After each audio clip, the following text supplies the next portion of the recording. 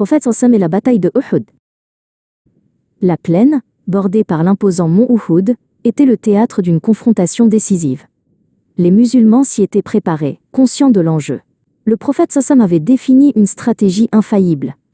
50 archers devaient prendre position sur une petite colline rocheuse, Jabal al-Rumat, la montagne des archers. Zaïd, le commandant désigné sur ce poste, veillait à ce que chacun connaisse sa mission. L'ordre du prophète sallam était sans ambiguïté et répété avec solennité. Ne quittez jamais cette position. Que nous gagnions ou que nous perdions, ne descendez pas avant d'avoir reçu un nouvel ordre de ma part. Leur rôle était absolu. Protéger le flanc arrière des musulmans.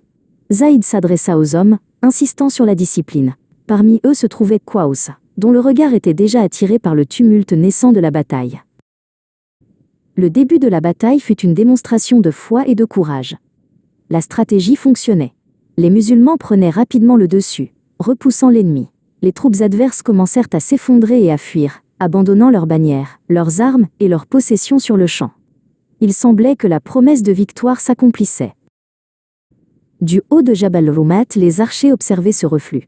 Le champ était jonché de butin. L'avidité remplaça la vigilance. Qaus, incapable de retenir son excitation, commença à descendre. « La victoire est à nous !» cria-t-il à ses compagnons. « Pourquoi rester ici ? Il faut descendre ramasser notre part avant que tout ne soit pris. » Zaïd tenta désespérément de retenir ses hommes. « Souvenez-vous de l'ordre » leur rappela-t-il, la voix pleine de frustration. « Le prophète qui m'a dit de rester, que nous gagnions ou perdions. C'est ici, dans l'obéissance, que réside notre protection. » Mais le désir de gain matériel éclipsa le commandement sacré. Un par un, la majorité des archers ignora l'avertissement et se précipita vers la plaine. Ils avaient échangé la sécurité collective pour une poignée de richesses éphémères.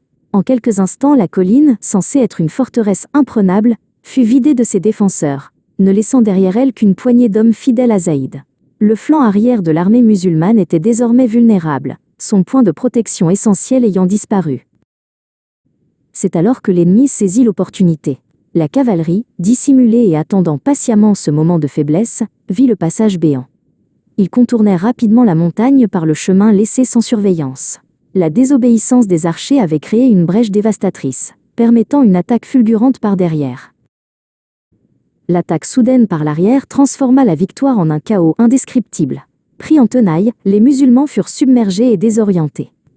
La discipline et la stratégie s'effondrèrent devant cette incursion inattendue. Ce fut le prix temporel et spirituel de la désobéissance à l'ordre clair du prophète sallallahu.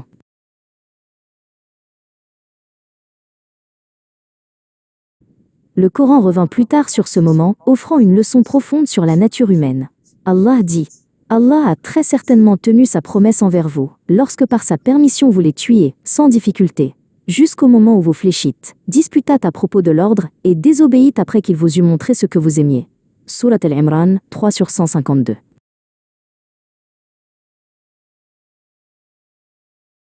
L'épreuve d'Uhud demeure un rappel essentiel. La discipline, l'obéissance aux directives claires et le respect de la hiérarchie sont les piliers de toute réussite collective. Chercher le gain matériel immédiat au mépris d'un ordre juste et vital conduit inéluctablement à une perte bien plus grande, qu'elle soit dans ce monde ou dans l'au-delà.